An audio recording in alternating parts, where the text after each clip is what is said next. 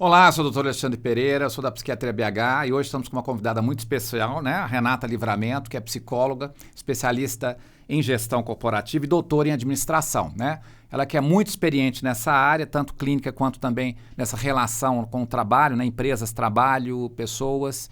Então, a trouxe aqui hoje porque no encontro passado, né, com o Dr. Peixoto, nós começamos a discutir o adoecimento psíquico e cardiológico e a gente descobriu, né, assim, conversando, nós percebemos que é uma relação muito grande, um peso muito grande do trabalho na saúde das pessoas, né?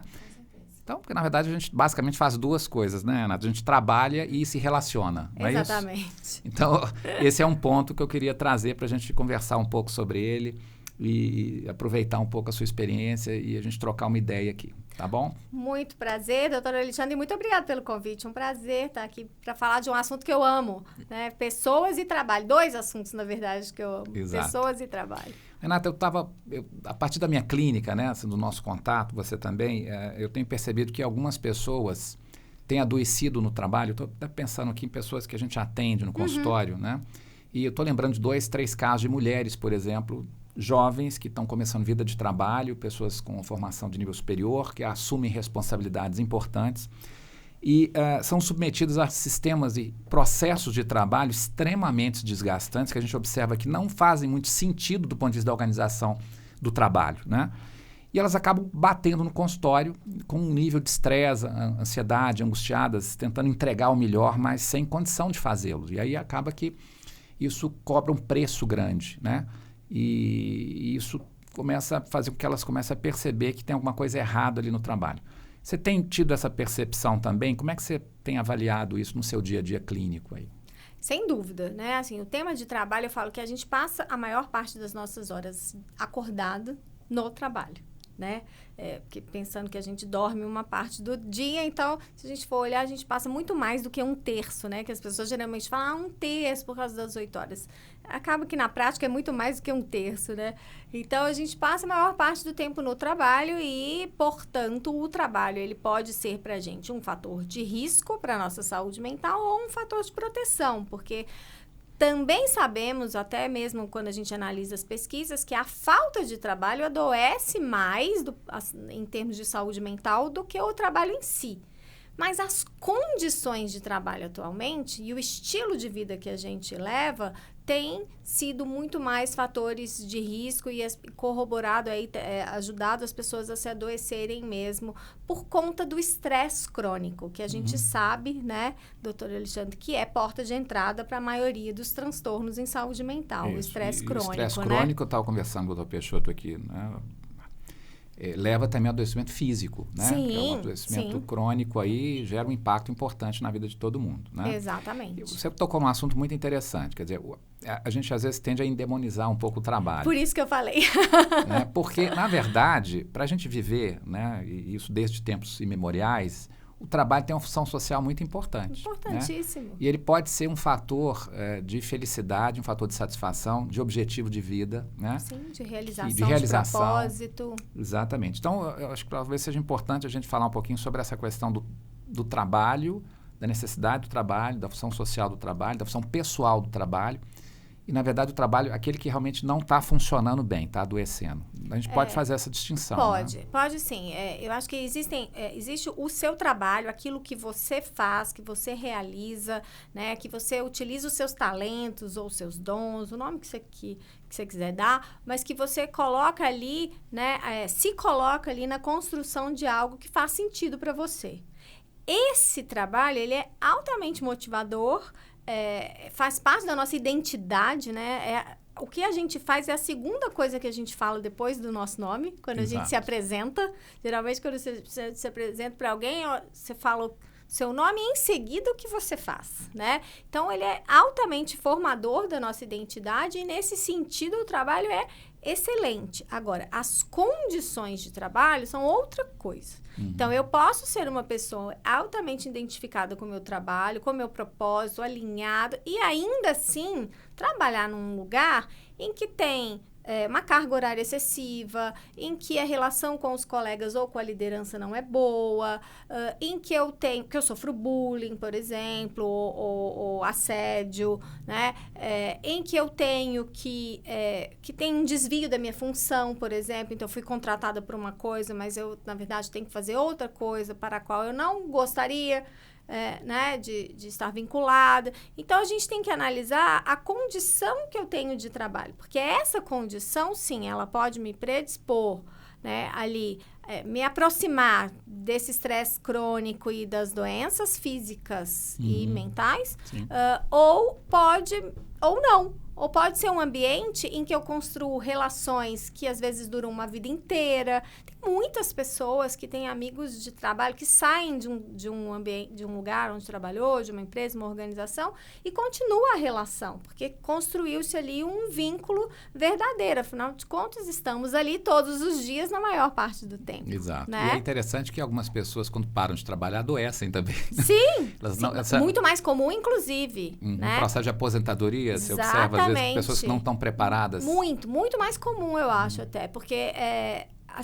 nem as organizações e nem as próprias pessoas se preparam para esse momento. Então, as empresas não preparam as pessoas para esse momento e as pessoas também não se preparam para esse momento. Então, você se aposenta e, de repente, literalmente de um dia para o outro, porque é isso que acontece, é de um dia para o outro, você não tem mais aquele lugar para ir, aquelas pessoas para você se relacionar, aquelas tarefas para você fazer, a sua rotina fica vazia. Isso. Então, as pessoas idealizam esse momento, porque todo mundo que está trabalhando chega e fala, o dia que eu aposentar vou fazer isso, fazer aquilo outro, e quando, na verdade, se depara com esse momento da ausência, fica um vazio.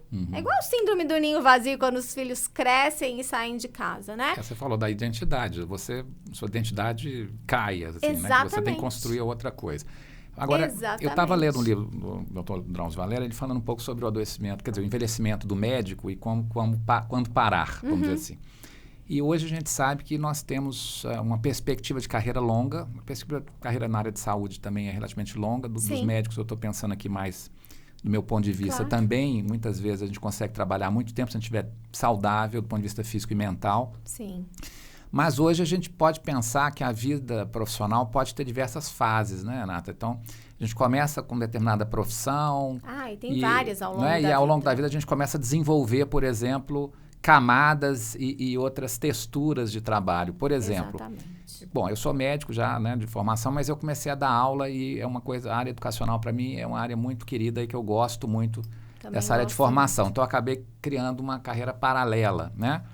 E eu penso um pouco que talvez mais para frente a gente pode desenvolver também outras coisas. O que você pensa um pouco dessa longevidade do trabalho, que eu acho que é uma coisa bem interessante hoje? Hoje a gente tem, inclusive, pesquisas que mostram isso, que a geração Z e a Alfa vão ter de 4 a 5 carreiras diferentes. Coisas que, na época ali dos meus pais, por exemplo, isso era algo impensável, porque o bom funcionário, o bom trabalhador era aquele que, na época dos meus pais, dos meus avós, era aquele que entrava numa organização e ficava nela a vida inteira. Isso era um atestado de que você era um bom trabalhador. Isso. Uma vida estável, exatamente. Hoje em dia, para a minha geração, né, que é X, já não funcionou dessa maneira. E para as novas gerações, para Y, para Z, enfim, menos ainda. Pelo contrário, se você passa uma vida inteira numa organização e por algum motivo você sai, para você se recolocar é muito mais difícil, porque as pessoas te questionam, mas como assim você ficou a vida inteira num lugar só, não foi buscar novos desafios, enfim. Então, a gente tem, sim, possibilidades de não só trabalhar em diferentes lugares, mas trabalhar com diferentes carreiras, como você disse, com outras atribuições, porque ninguém nasceu para fazer uma coisa só, a gente tem múltiplos talentos, a gente pode aprender, graças a Deus, tem a nossa neuroplasticidade que nos permite isso, né? Agora, é interessante porque a gente vivia uma vida de previsibilidades, que você falou, da geração dos nossos pais, principalmente, eles tinham essa mentalidade, a vida tinha um ritmo muito diferente, né? E esse ritmo muito acelerado, ele é interessante, fascinante, mas ele também cobra um certo preço, né? O preço de um certo adoecimento, se nós não nos localizarmos bem nele, né? Vamos dizer assim, que é um esforço, né? necessidade, né? É um mundo muito ansiogênico. Extremamente. Então a gente está sempre... Não à toa, somos aí, né, campeões. Solicitados e tal. E o Brasil tem essa vertente, né? Com ansiedade e tal. Vamos pensar aqui um pouco, talvez, como que a gente pode planejar um pouco, pensar a nossa vida nessa correria ou nessa perspectiva. Sim, de um lado é interessante, porque a gente pode eventualmente ousar, criar, mudar, sem a gente ficar muito preso e amarrado em algumas, né, tradições ou situações, mas ao mesmo tempo a gente tem essa necessidade da mudança. Talvez me parece às vezes que a gente não tem essa opção de não mudar. E isso é que talvez gere às vezes uma tensão grande, né? O que você acha? A gente está vivendo épocas de mudanças cada vez mais aceleradas e com mais intensidade também, né? Então, e isso faz com que a gente esteja o tempo inteiro nesse estado de alerta, que é característico, inclusive, do estresse, né? Então, eu acho que sim, a gente vive uma vida extremamente ansiogênica e se a gente quiser mudar isso, precisa ter uma mudança no estilo de vida. É um movimento que já está acontecendo mundialmente, inclusive, né? A gente vê, por exemplo, pessoas migrando de grandes centros para cidades do interior, coisa que era impensável, né? Há tempos atrás, todo mundo... Vamos pegar a principal capital do Brasil, em termos de trabalho. Sim. São Paulo, né? São Paulo, ano passado, teve mais gente deixando São Paulo do que indo para São Paulo pela primeira vez na história. Porque sempre foi um grande centro, um lugar onde as pessoas vão para trabalhar em sua maior parte. Historicamente é isso mesmo. Mas as pessoas estão deixando justamente pelo motivo de adoecimento, sofrimento psíquico no trabalho, as condições de vida ali da grande cidade, né, esse acelerar, esse ritmo acelerado, estão levando as pessoas a mudarem a repensarem o que elas desejam. Então, esse é o grande desafio, né? Achar esse ponto de equilíbrio em que você tem o trabalho como um dos motivadores da sua vida ali, de fatores de realização, de promoção das relações sociais e da sua identidade, mas é um dos, exato, né? E ter tempo, porque hoje o grande luxo chama-se tempo, né? E não dinheiro, e não poder, e sim tempo. E ter tempo para fazer outras coisas que também nutrem a sua vida. Então, acho que esse é o grande desafio e que a gente precisa entender que pausa é necessário, né? Sim. Precisamos ter pausa restaurativa. Se não tiver, a gente não consegue, por mais medicamento, exato, por mais tratamentos que tenhamos hoje, que a medicina está super avançada, se a gente não se permite ter tempo para descansar, tempo para restaurar nossa atenção, nosso foco, vai ficar cada vez mais esse caos de medicamento para atenção que as pessoas tomam, né? A gente precisa, às vezes, de tempo até de não fazer nada, vamos dizer assim, até para criar alguma coisa, né? Porque quando a gente está muito automatizado, fazendo tudo, muita coisa, muito corrido, a gente não tem tempo para criar, às vezes, né? E é uma coisa interessante isso. E olha que louco, Domênico De Masi já falava disso lá nos anos 80. Exato. Né? O ócio criativo, se não me engano, é da década de 80. 80, 90 ali. Exato. Acho que é 80, se não me engano. Mas, enfim, posso estar equivocada aqui na data. Mas já tem muito tempo, né? Que Domênico De Masi já veio mostrando que como era importante pra gente, se a gente quer se queremos ser criativos, precisamos deixar isso. Ele para tocar um autor moderno, porque, na verdade, os filósofos já falavam disso há muito tempo. Mas se a gente não coloca em ação, não tem jeito. E aí, com a glamorização desse estilo de vida, que eu acho que tem um pouco isso, assim, sucesso muito atrelado à questão da produtividade, sabe? As pessoas acharem que estar ocupados o tempo inteiro é o ideal. Se você não está ocupado, então você não é uma pessoa... né? Uma pessoa séria. Séria. Né? Então, acho que tem uma crise de valores aí na nossa sociedade que também precisa ser repensado, sabe? Sim. Bom, me parece que a pandemia foi um marco importante aí no sentido de repensar estilo de vida, onde nós queremos morar, né? Onde a gente quer, de fato, pensar a nossa vida. Eu, ultimamente, com os meus alunos do 12º período, que estão formando agora lá, né? Onde eu dou aula na Unifenas também, às vezes os meninos estão muito tensos, muito ansiosos, e o nível de competitividade médica hoje está enorme, né? Porque o número de alunos cresceu muito, o número de vagas de residência diminuiu, ou pelo menos não está crescendo na mesma proporção, então o nível de disputa para os espaços está muito grande, né? Sim. Eu falei assim, gente, olha, faz o seguinte, se não der certo aqui o plano A de vocês, né? Porque vocês são pessoas, querendo ou não, são pessoas privilegiadas, chegaram a um nível de formação, Sim, né? com Vocês certeza. têm a faca e o queijo na mão para vocês tomarem uma direção para vocês, né? Vão para o interior, né? Vão para uma qualidade de vida melhor, leve seus meninos para outros lugares, né? Menos digitalização, mais pé no chão, mais natureza, um pouco, mais relacionamento, exatamente. Então, assim, vocês não precisam ficar presos, não é? Há um esquema que você comentou, o pessoal de São Paulo foi um exemplo, né? De possibilidades de saída de vida, de escolhas outras, né? Então, temos que ter o plano B, o plano C, né? Com certeza. Vocês não precisam sofrer tanto por conta dessa única opção de vida. Isso eu acho que, esse engessamento, eu acho que adoece muito, né, Renata? Muito. E se a gente for olhar a distribuição, né, dos médicos no país, a gente vê exatamente isso, né? Tem uma competitividade altíssima nas capitais, nos grandes centros e principalmente no sul e sudeste. Isso. E há uma necessidade enorme de médicos em outros lugares do país, né? Mas é isso, é uma mudança de mentalidade, é a gente entender que hoje a gente faz escolhas que não tem essa previsibilidade de tempos anteriores, né? Então, você faz as escolhas, mas a vida é fluida. Então, você precisa ter essa abertura. E aí, para algumas personalidades, essa abertura é mais natural. Outras personalidades, essa abertura é mais difícil. Então, tem sempre um fator ali do indivíduo junto com o fator do ambiente se unindo para favorecer mais um adoecimento ou menos, né? Sem dúvida, tá certo. Bom, falando um pouco nisso então, a gente estava comentando um pouco sobre gerações, eu estava pensando um pouco sobre as novas gerações aí, então, se eles estão carregando ou não os mesmos, digamos assim, as mesmas qualidades e defeitos que nós temos ou nossos pais são tinham. Diferentes. Né? Então, eu queria pensar um pouco isso. A gente tem uma visão, às vezes, pelo menos a gente, né, tá um pouco mais velho, dessa geração aí, X, né, como você se colocou, eu também, no sentido da relação com o trabalho, né, e é um trabalho, isso tem me feito pensar um pouco, que gera na gente um certo estranhamento, né, que é um pouco essa relação do trabalho com o mérito, né, vamos dizer assim, Total. e que o nosso mérito é fruto do nosso esforço. E hoje a gente vê uma sociedade, às vezes, em que as pessoas instantaneamente, não todas, claro, é sempre a minoria, tem tido um sucesso enorme, né?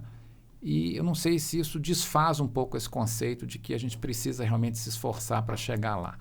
O que você pensa disso? Que desfaz e que é um grande problema hoje. Não que eu não vou aqui adotar uma postura, porque no meu tempo era melhor, porque eu acho que no meu tempo tinha coisas melhores e piores. E em todos os tempos sempre vão ter coisas Sim, boas também acho que excesso de nostalgia não ajuda muito. Eu também acho que não. Acho que a vida anda para frente, né? Mas de fato, houve uma mudança, a gente percebe claramente, principalmente na geração Z para frente, uma mudança de valor. Por isso que eu falei que a sociedade tem que repensar os seus valores. E uma das mudanças de valores que aconteceu é na importância do trabalho, que para a nossa geração ocupa um valor central na vida. Trabalho dignifica o homem. Quem nunca da nossa geração escutou isso? Né?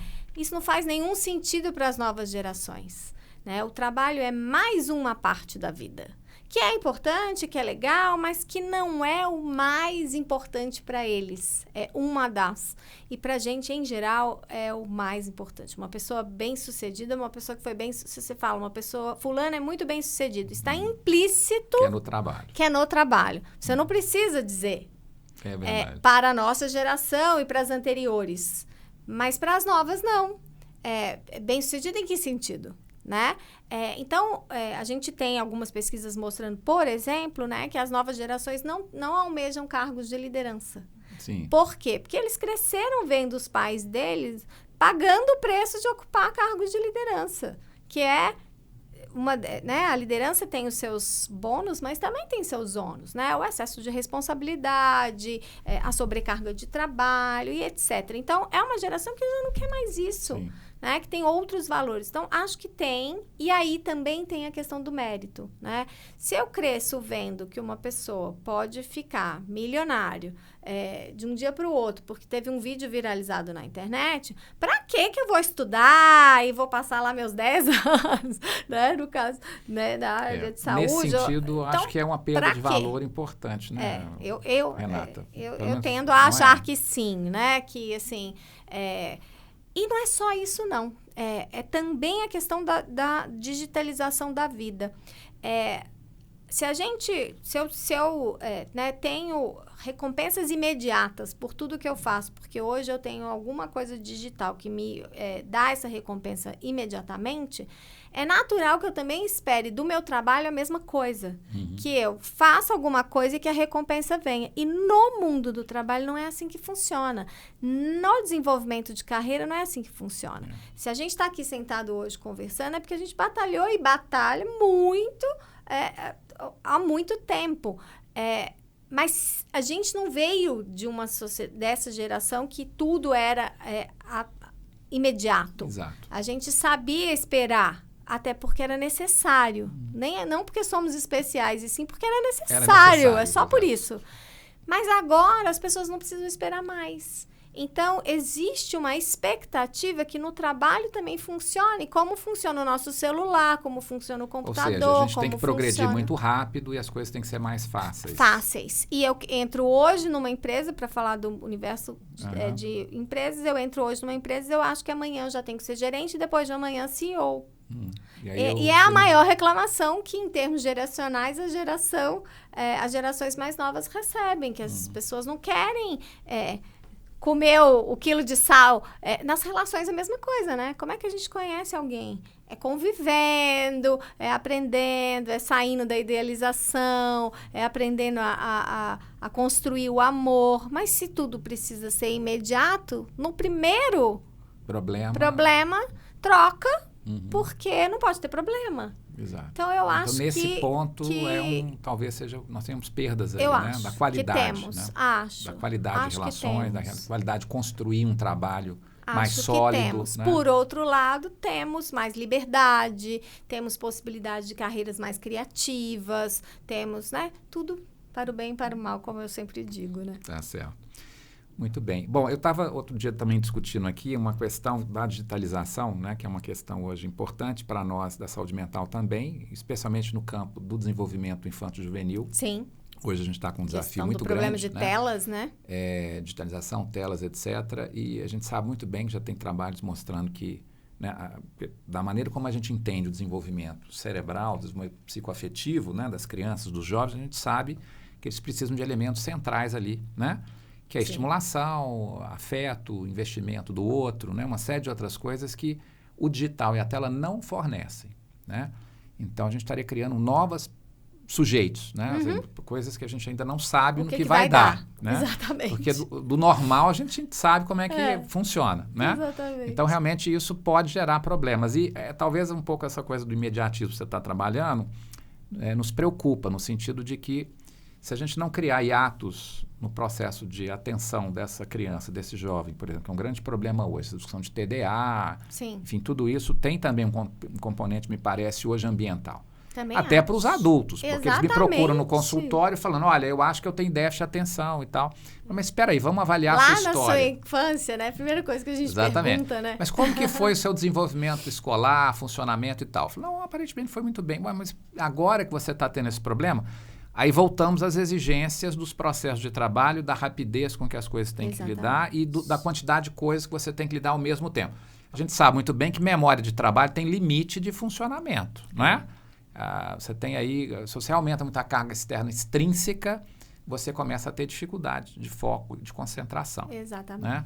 Eu queria pensar um pouco com vocês. E se você tem que ficar disponível 24/7, né? Que horas que é a hora que você está recuperando? Exatamente. Então, a gente tem aí déficits atencionais que parece que tem uma relação mais com o ambiente, com o nível de exigência, do que propriamente com um problema de neurodesenvolvimento. Né? Mas não vai falar isso para o paciente para ver se ele não vai ficar bravo porque você não passou um remedinho para ele, A gente sabe. Porque tem isso também, né? Assim, até isso mudou, até isso a gente vive, assim.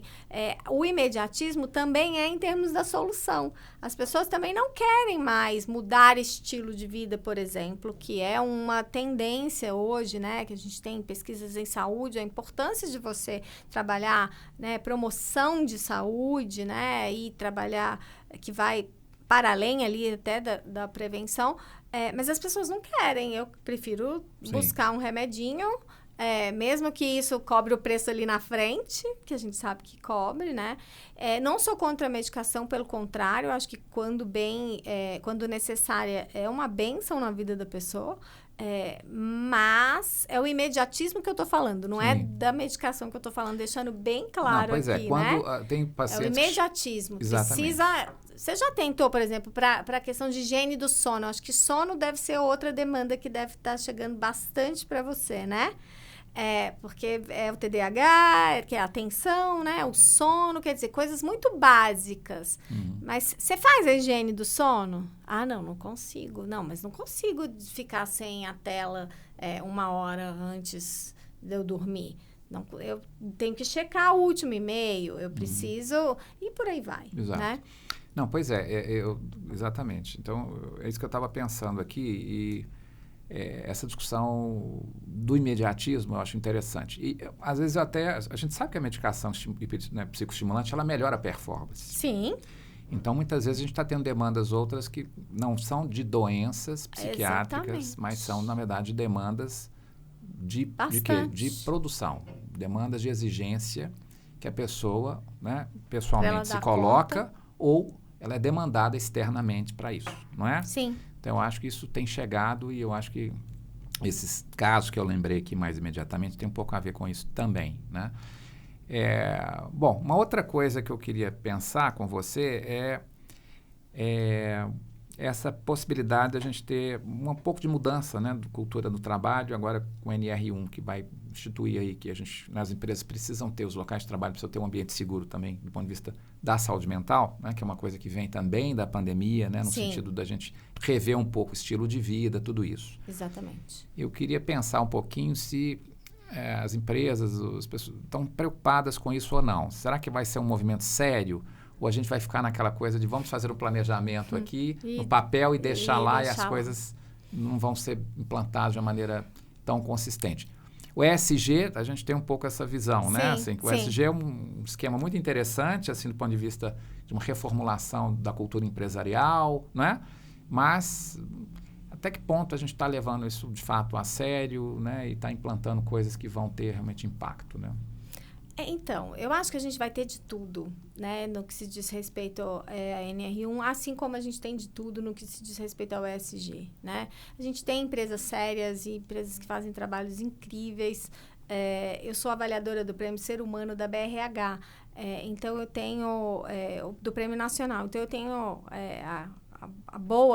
a grata surpresa de conhecer empresas que que têm ações muito interessantes na questão do ESG. Então, existe, né? Além disso, eu faço parte do capitalismo consciente. Então, é um movimento que também tem muitas empresas no mundo inteiro que realmente acreditam e fazem uma organização de trabalho diferente.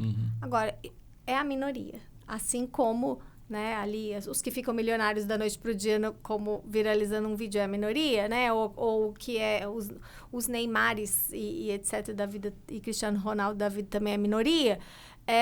Mas é interessante. Também é minoria. Pois é, mas é interessante. Eles são a minoria, mas a gente parece que esquece disso, né? Porque Porque você mira ali, né? Exatamente. Então, parece que é um alvo muito rígido, né? E aí você passa... muita gente, né? Isso é uma cultura um pouco do sucesso, né? Mais contemporânea, assim, aquela é a minha referência. Se eu não for ali, eu sou um fracassado, aí começa a ficar angustiado, aí aquilo que eu faço não vale a pena.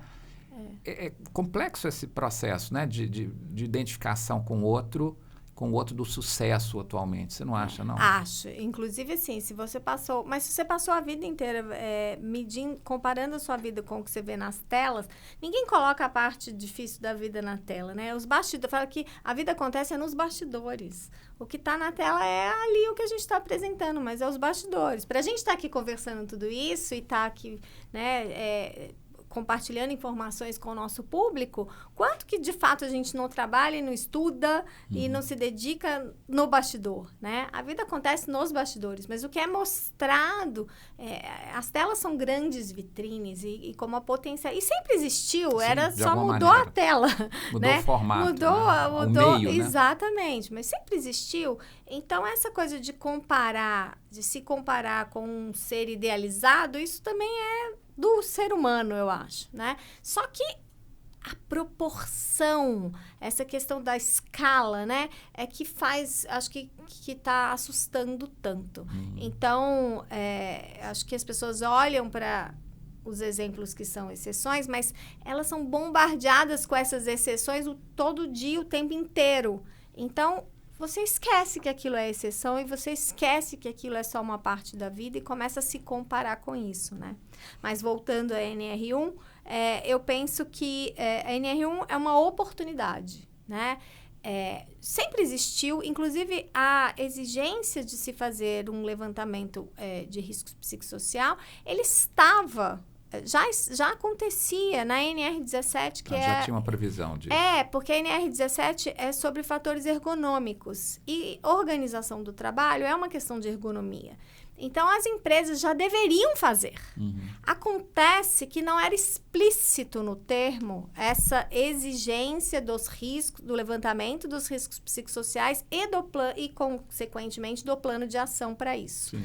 Então, o que muda é essa explicitação dessa exigência e que, então, as empresas serão cobradas, né? Serão autuadas se não tiverem fazendo ali não só o levantamento dos riscos psicossociais, mas implementando as ações para mitigar esses riscos.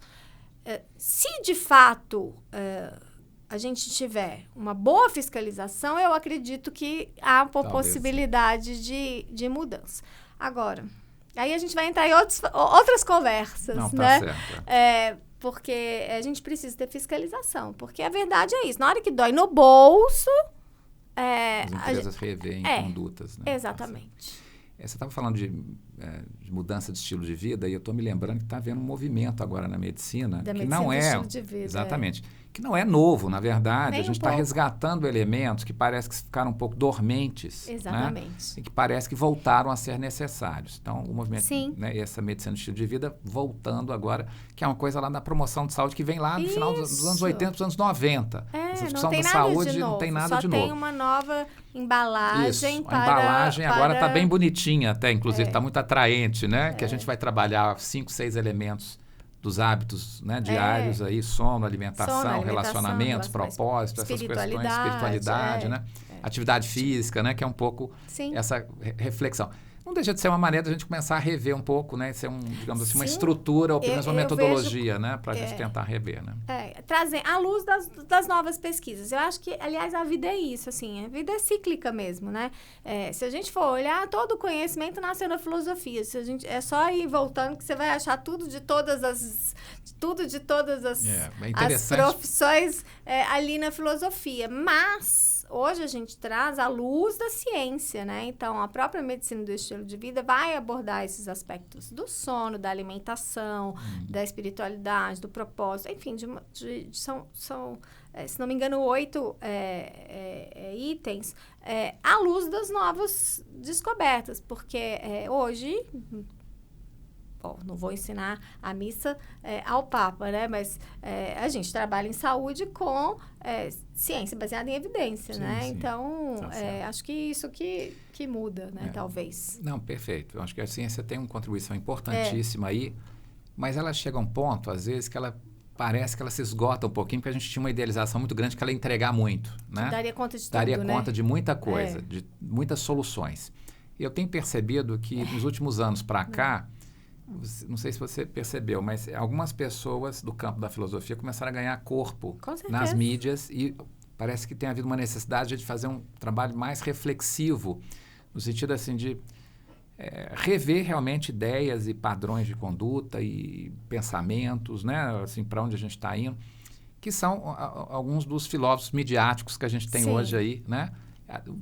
Gosto de um ou dois ali que são interessantes, eu acho bacana a gente... Mas essa visão, como você falou, né? Que lá na filosofia já tinha muita coisa, quase tudo, né? Parece que está havendo uma necessidade de retomar um pouco alguns bons questionamentos, né? Isso que eu queria... Sim. Eu acho que essa discussão filosófica atual, contemporânea, que é no sentido da gente ter uma filosofia um pouco mais aplicada, assim... Peraí, vamos trazer aqui o que já tinha e vamos pensar o que a gente está fazendo hoje e se está valendo a pena, né? Algumas trajetórias que do ponto de vista cultural a gente está traçando, né? Eu particularmente gosto bastante no sentido disso, de fazer uma integração. Eu acho que houve um momento, né? Tudo nasceu ali no berço da filosofia, etc. Todas as profissões, a gente sabe disso, mas a coisa foi crescendo, os conhecimentos foram se compartimentalizando, a gente viveu uma época da super especialização em todas as áreas, né? E agora a gente está voltando para a necessidade de uma integração de conhecimentos, porque os fenômenos, eles são multifatoriais, né? O ser humano em si, ele é multifatorial, né? Então, é difícil da gente abordar qualquer fenômeno que exista do ponto de vista somente científicos, lendo por científico essa ciência mais positivista. Exato. que a gente veio desenvolvendo, né? Então, acho que a questão da filosofia, do resgate da filosofia, vem dessa necessidade de integração. Ok, a ciência é maravilhosa. Imagina, eu não poderia dizer diferente disso, né? Porque pelo meu própria trajetória de carreira. Mas ela não responde a todas as questões.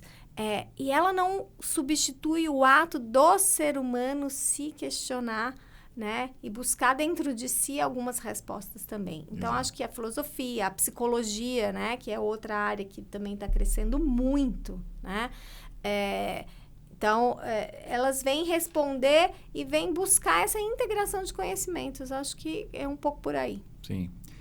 A gente dá aula também, né? Mexe com formação Exatamente. De pessoas. Eu gosto muito de trabalhar com isso também. E eu fico pensando aqui em relação ao processo mesmo de formação. Eu faço, às vezes, um paralelo entre a clínica e o processo educacional. Eu acho que eles têm paralelos muito interessantes, sabe? Quando você está com um aluno e está com um paciente, por exemplo, com um cliente, né? Eu acho que eles são settings que têm elementos em comuns, no sentido da gente poder ter que fazer uma escuta interessante, ativa, perceber um pouco o outro, né? Tentar definir quais as necessidades que eles têm, né? No sentido do educando e também Sim. do paciente, né? E como que a gente, da nossa postura, que a gente tem o nosso conhecimento, né? Que a gente constrói ao longo do tempo e as referências da ciência, mas que, no fundo, também a clínica e o processo educacional tem então, tem um elemento da criatividade nossa, porque a gente tem que aplicar o conhecimento Sim. naquele contexto e para aquela pessoa. E isso faz com que a gente, na verdade, tenha que fazer o trabalho mesmo. É um tailor-made, né? É uma alfaiataria, né? Exato. Não é uma coisa não é uma coisa industrializada. Você não tem ali na prateleira. E essa é uma coisa que eu faço muita questão, inclusive, assim. Você não tem na prateleira soluções prontas. É isso, então toma aqui esse, né? Não é. Mesmo que os diagnósticos Sim. sejam parecidos ou até mesmo semelhantes em termos, né, ali dos transtornos, por exemplo, cada pessoa vivencia aquilo de uma maneira diferente, porque o ser humano é único. Então, o nosso trabalho, tanto formando pessoas quanto na parte clínica, é muito personalizado, é muito costura no corpo, né? Então, concordo plenamente. Acho que é por aí. A gente tem essa aproximação. Vejo essa aproximação também. Exato. Né? Muito bem. Que é a arte da coisa, né? Exatamente. E que vai contra tudo isso dessa massificação, dessa necessidade de escalabilidade, né? É um desafio muito grande para a gente que faz um atendimento muito personalizado, viver nesse mundo em que você está sendo cobrado produtividade, escalabilidade, velocidade, e isso a gente está sendo cobrado em todos os contextos, nos contextos de hospitais, nos contextos de clínica, nos contextos, né?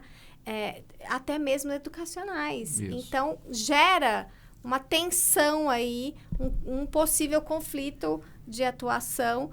E é sobre esses conflitos, né, que no final das contas a gente vai ver como um fator de proteção ou um fator de risco para adoecimento, né? Exatamente. Muito bem. Bom, então vamos pensar talvez algumas situações em relação ao adoecimento psíquico no trabalho, né? E a relação com a mudança de vida, que eu acho que é isso, às vezes a gente tem que fazer. Eu acho que é isso. E para algumas pessoas, né, que eu trabalho no atendimento clínico, é exatamente, lembrando de alguns casos, é um pouco isso que a gente tem que fazer, né? Refletir, né? Se a pessoa percebe que o trabalho... geralmente as pessoas já sabem, elas chegam no consultório já sabendo. Sim. Elas precisam talvez mais de uma certa confirmação, né? Às vezes a pergunta, o que eu tenho? Você já sabe o que você tem, né? O que você acha? E aí, nessa relação, quando a relação está clara, né, que é o processo de trabalho que está realmente trazendo um adoecimento psíquico, aí a gente precisa, né, chamar o sujeito no sentido do pensar a sua própria vida, né? Bom, podemos pensar o seguinte, no seu ambiente de trabalho, há possibilidade de negociação de mudança? Geralmente a primeira coisa que eu falo é se há uma possibilidade de mudança do contexto atual, né? Porque também ficar mudando 6 por meia dúzia não adianta, né, Renata? Então eu penso, aí a pessoa às vezes, vamos ver. Às vezes isso é possível, às vezes não, né? Exatamente. Quando não é possível, aí a pessoa vai ter que se posicionar e tomar uma iniciativa, ou seja, continua lá ou vai buscar outra coisa. É um pouco isso que você pensa também, como é que você trabalha essa coisa das opções. E aí tem uma outra coisa interessante que eu vivi mais recentemente, que eu atendi uma pessoa de nível médio que fazia um trabalho, né, numa empresa, e eu percebi claramente que o processo de trabalho lá estava muito adoecido, assim, o processo de trabalho dela de tempo, carga de trabalho, etc. E quando eu percebi isso, eu fiz uma carta para a empresa, isso até me surpreendeu, porque eu tive uma resposta positiva. Eu fiz umas recomendações dizendo assim, olha, nós corremos o risco aqui de termos uma situação de burnout, você perder o profissional. Como que a gente pode fazer para ter uma mudança? Profissional e ser responsabilizado. Exato, porque burnout tem é isso doença, também. Porque burnout é doença ocupacional e doença Pode ocupacional gerar um problema. pode gerar outros... Eu pensei nisso quando eu fiz essa carta, mas eu fiz uma carta até um pouco mais... humanizada. Isso. Né? E mais no sentido assim de, olha, preste atenção aqui, talvez vocês precisam pensar o processo de trabalho, e essa pessoa está incluída nisso. E você sabe que eu tive uma resposta positiva. Quando ela voltou depois comigo no retorno, ela falou que eles começaram a rever o processo de trabalho do espaço. Falei, uai, eu vou começar a fazer isso mais. O que você acha? Você já viu esse tipo de... Já sim. A gente, quando a gente trabalha, vai, né, nas organizações para trabalhar com consultoria, foi isso. Você deu uma consultoria gratuita ali para essa empresa, né? E usei o chat GPT para me ajudar, né? Sem propaganda. A inteligência artificial também pode nos ajudar a fazer uma coisa mais ágil. Sim. E a gente entregar orientações. Desde que você tenha o conhecimento para ter o critério para avaliar se o que ele te entregou faz sentido ou não, né? É sempre bom ler. Exatamente. Mas sim, claro que pode nos ajudar. Então, assim, o trabalho de consultoria nessa área de promoção de saúde dentro das organizações passa justamente por isso, para você avaliar o que pode ser melhorado nessa organização do trabalho. Porque, às vezes, eu falo sempre isso, nunca é uma questão só da organização ou uma questão só do indivíduo. É a união desses dois fatores que pode aproximar uma pessoa da doença ou não, né? Então, a gente pode atuar nas duas frentes e deve atuar nas duas frentes. Só que, historicamente, tudo sempre ficou na conta do indivíduo. Sim. Você adoeceu, você vai procurar um médico, você vai procurar uma solução e você volte aqui quando você estiver são, né? E nunca se olhou, ou se olhou muito pouco para o que podia ser feito dentro da organização. E, às vezes, são ajustes pequenos ajustes no formato do trabalho. Por exemplo, o trabalho híbrido tem se apresentado como uma solução interessante para boa parte das pessoas. Agora, não é toda a função que permite, né? Vamos pegar o próprio trabalho dos médicos, dos enfermeiros, das pessoas de saúde, como é que você vai atender. Quer dizer, a gente tem a telemedicina, mas ainda assim precisa num serviço de emergência, não tem como. Você precisa estar ali. Então, mas, às vezes, pequenas mudanças no ritmo do trabalho, no horário de pausa entre os turnos ali. Nada disso tinha no processo que foi me relatado. Por isso que eu comecei a identificar os problemas. Falei, peraí, tem alguma coisa errada. E aí eu achei que poderia ser uma oportunidade, assim, da empresa se haver com isso, porque não ia adiantar também ela não mudar o processo de trabalho, porque... Como é que acontece? Começar a aumentar muito o turnover de funcionários. Exatamente. Não é? E aí toda vez que entra uma pessoa, você tem que treinar tudo de novo. E se você manter o ritmo de trabalho, de processo de trabalho muito maluco, né, fica impossível você sustentar a qualidade ali, né? Você tem retrabalho, você tem maior risco de acidentes de trabalho, você tem mais custo, porque a cada funcionário que sai que você tem que treinar, é no mínimo 6 meses para ele poder começar a render o que o outro que já estava experiente rendia. No mínimo 6 meses. Então, pensa em termos de custo, né? O quanto que isso não bate ali para a empresa. Eu falo assim, claro que o ideal é que fosse pelas questões humanitárias, porque nós, como profissionais de saúde, a gente olha o indivíduo como um ser humano e não como uma força de trabalho simplesmente, né? Um recurso, né? Inclusive, esse nome recursos humanos é bem ruim por conta disso, né? Porque não só como um recurso. Seria ótimo se todos olhassem dessa maneira, mas eu sou bem realista. Eu acho que algumas organizações já entenderam, outras só mudaram a plaquinha do recursos humanos para gestão de pessoas, mas ainda continua tratando o seu colaborador ou o seu funcionário como um recurso, né? Sim. E é essa mudança. Então, às vezes, você mudar a organização, a estruturação do trabalho já traz um ganho de qualidade de vida dentro daquela organização. Outras vezes não é possível. Tem situações, por exemplo, trabalho em turnos, a gente sabe o quanto isso é prejudicial para a saúde do trabalhador. Mas existem algumas indústrias que não tem como, precisa ter o trabalho noturno, né? Vamos pegar um hospital. Como é que um hospital não vai trabalhar só de 8 às 18, né? Então, se você adoeceu de madrugada, não existe. Não tem como. Então, nem tudo a gente consegue realmente modificar. Mas se temos, então, uma necessidade de um trabalho noturno, o que a gente pode amenizar do outro lado, né? Talvez o problema maior não seja o trabalho noturno, seja as relações com as pessoas naquele lugar. Por isso a necessidade de um diagnóstico bem feito. Porque senão eu parto de pressupostos e que pode nada ter a ver. O adoecimento pode estar vindo porque o adoecimento mental pode estar vindo porque o indivíduo está endividado. E a empresa tem uma contribuição e pode atuar ali nessa questão do endividamento. Por exemplo, se tiver possibilidade de um salário digno, às vezes não é o salário que está ruim, é o indivíduo que está ali viciado nessas bets da vida, né? Que hoje a gente tem um problema gravíssimo dentro das organizações nisso. A gente tem recebido, inclusive, no consultório, situações de dependência de jogos e, enfim, as pessoas realmente entram num buraco sem sair. Exatamente. Então, se a gente não faz um bom diagnóstico, né?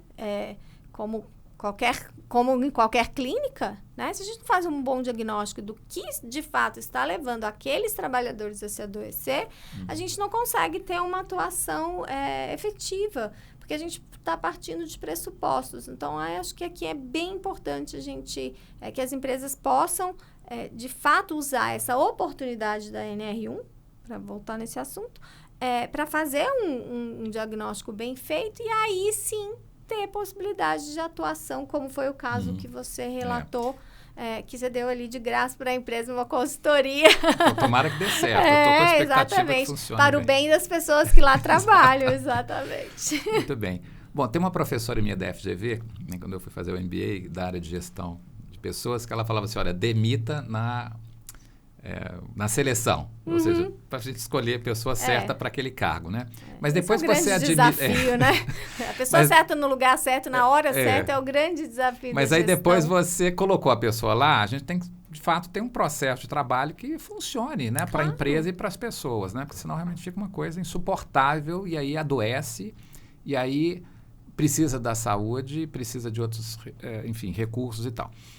Parte disso é responsabilidade das pessoas, isso que você colocou muito bem, eu acho sim. A gente não pode tratar as pessoas como vítimas também do processo de trabalho, porque tem uma hora que elas têm que decidir. Exatamente. Estou lembrando de um caso muito interessante de um funcionário de uma empresa da Fiat. E esse cara era mecânico, assim, muito bom, da área de qualidade e tal. E o sonho dele era abrir uma oficina de moto. Ele tinha um sonho, eu vou abrir minha oficina de moto. Ele estava muito insatisfeito e tal, eu comecei a atendê-lo algumas vezes, e aí eu falei, bom, quem sabe você não... Né? Você tem condições para isso, você tem condições e tal. Ele falou, tem. Ele resolveu e abriu. Ele funcionou mais ou menos uns 6 meses, e ele chegou à conclusão que ele não dava por negócio. Ou seja, tanto abacaxi que ele tinha que fazer para administrar o negócio da oficina, gente que não pagava, gente que dava cano nele, gente, enfim, questão de fornecedor. E aí ele percebeu que ele não funcionava como empreendedor. Ou seja, ele não tinha esse perfil. Né? Ele era muito técnico, funcionava muito bem, né? Assim, tanto é que ele foi readmitido rapidamente depois que ele quis voltar para a empresa, porque ele era excelente, né?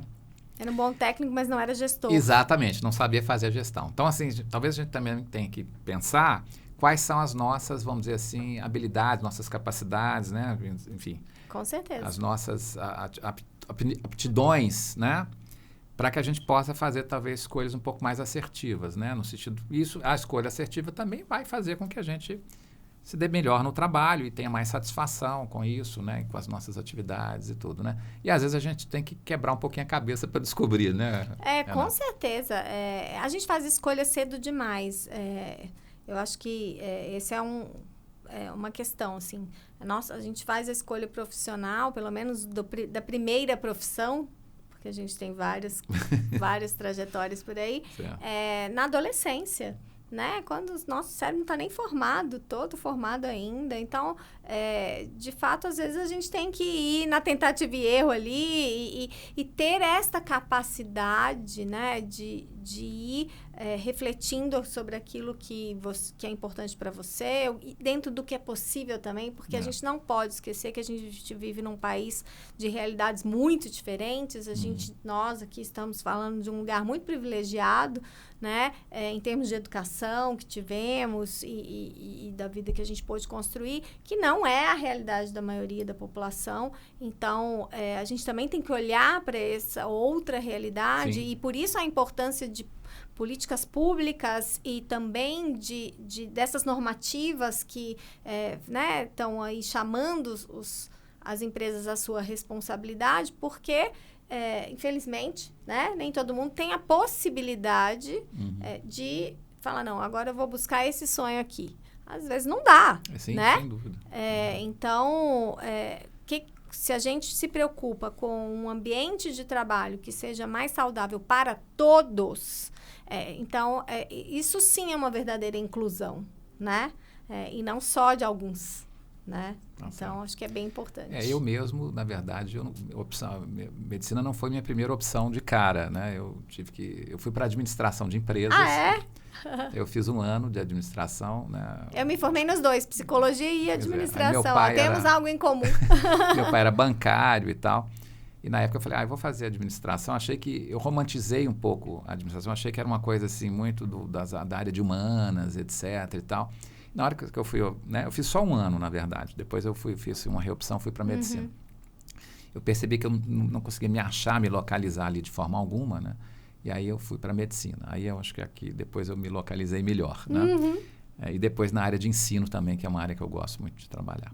Bom, enfim, vamos terminar um pouquinho. São várias camadas e várias etapas e vários... Então vamos ver para a próxima, que nós vamos fazer depois. Muito bem, mas a gente tem que fazer isso de boa, né, Renata? Claro. Eu tô pensando aqui, porque não pode ser com esse sofrimento, assim, de achar que a gente tem que sair, né, remando de todas as formas, e senão a gente corremos o risco de nos afogarmos, né? Tem que fazer sentido, tem que estar conectado com o que é importante para você, tem que estar conectado com o seu momento de vida. Os momentos de vida das pessoas são diferentes, né? Eu acho que tem que fazer sentido para a sua vida. O problema da gente viver nessa grande vitrine é porque a gente fica se comparando o tempo inteiro com a vida de um outro, que sempre é mais idealizado do que a nossa, aquela velha história da grama do vizinho que sempre é mais verde, né? E que a gente vê só parcialmente, né? Não vê os bastidores, não vê os preços. Então, se a gente tem essa possibilidade de ter um estilo de vida adequado ao que a gente deseja construir, ao que é importante para a gente, parar para pensar também, né? E dentro da nossa possibilidade, o princípio da realidade, né? Ele é importante. Tá certo. Acho que é um caminho para ter uma vida mais saudável. Tá né? ótimo. Muito bem, Renata. Bom, nós estamos chegando no final aqui do nosso papo, né? Eu acho que está ótimo, mas a gente vai ter que encerrar. Com certeza. Pensando que você queria deixar algum recado, ou a gente fazer uma última reflexão aqui. A gente falou um pouquinho de tecnologia, mas a gente não aprofundamos muito nessa questão da relação com o trabalho. Nos parece que isso vai ser uma ferramenta importante e significativa, mas traz também traz questões muito interessantes aí, né, de aplicabilidades assim, excepcionais, potencialmente excepcionais, mas também tudo na nossa cultura humana que, como você já ponderou muito bem, tem os seus benefícios, também temos riscos aí importantes e não são pequenos. No campo do trabalho, esse desafio vai ser muito grande, né? Que é a questão da possibilidade do risco de desempregabilidade, de se criar realmente uma classe de pessoas que não trabalham, né? Isso tem sido, inclusive, pensado pelos grandes das Big Techs, inclusive, né? Sim. E aí eu queria que a gente pensasse um pouco isso, como incorporar melhor, talvez, a tecnologia no nosso trabalho, sem que nós nos percamos do ponto de vista da nossa subjetividade. Que eu acho que esse é um grande desafio, é o desafio da vez aí pra gente, né, como seres humanos, ainda mais em tempos de inteligência artificial, né, que vai só crescer, particularmente acho que é um movimento sem volta, é a nossa revolução, né? Já tivemos tantas revoluções anteriormente, quando saiu da agricultura e foi para a revolução industrial foi uma ruptura, e acho que agora é um outro momento, né? E assim sucessivamente, até chegarmos hoje, acho que é um momento de ruptura.